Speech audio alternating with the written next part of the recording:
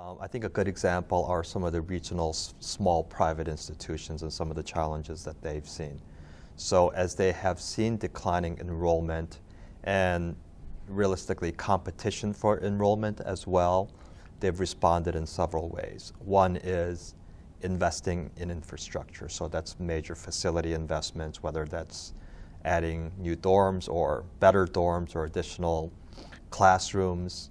The other major one has been to really increase tuition discounting.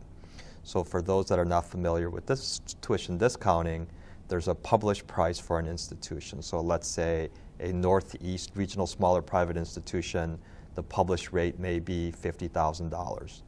But the actual out-of-pocket tuition for a student or a family entering that school may only be $25,000.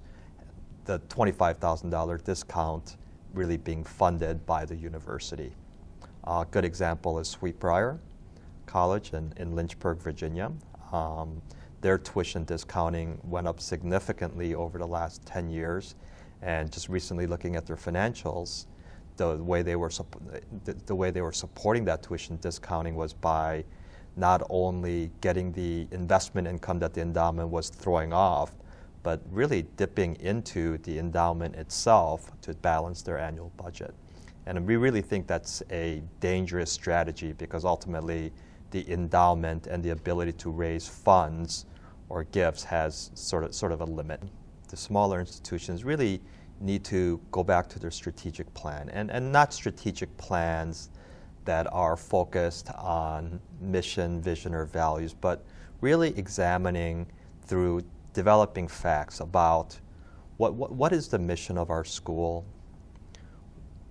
what programs are we strong in, where do we draw students from today, what is the quality of the students that we'd like at our institution, and what is sort of the mix and diversity of the students that we want at the institution, and really defining that first and developing a fact base to really help the institution understand their role in their community and in the region as well.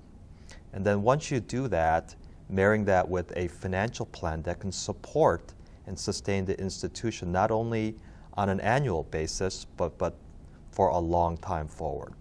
So having a holistic plan that takes into account not only your strategic plan, but your operations and what changes in operations you might need to make, whether that's programmatic, or whether that's additional faculty recruitment, or whether that's cutting expenses to right-size your budget to expected enrollment. And then marrying that to your balance sheet is going to be really important to plan holistically. So traditionally, many institutions have focused on the annual budget and have spent enormous amounts of time, 4 to 6 months, trying to get consensus, trying to develop a budget that they can adhere to for that year. But the problem with budgets is that it's 1 year. And as you continue to make series of discrete decisions on an annual basis, there's a compounding effect that you're not capturing over a 5-year period. You're only looking at your operations. You're not looking at the entire availability of financial resources, including additions to endowment, what that endowment might throw off from investment income, whether that investment income might not be, whether it might be there or not, depending on market returns. You also need to look at your ability to access debt and whether investing in a facility for quality of life type of investments to attract new students, whether that's going to be a high ROI type of a project and whether that's going to actually add to the risk. There are many institutions that are very large public institutions with multi-billion-dollar endowments who don't have the enrollment issues but have significant growth aspirations, whether that's in enrollment, whether that's in research, whether that's in continued facility investments and additional faculty recruitment. Those aspirations need to be able to be financed, and in order to finance that, you need a plan, and you need a plan that gives you targets that allow you to get there 3 years from now, 5 years from now, so that at the end of that period, you're in a better financial footing than you are today.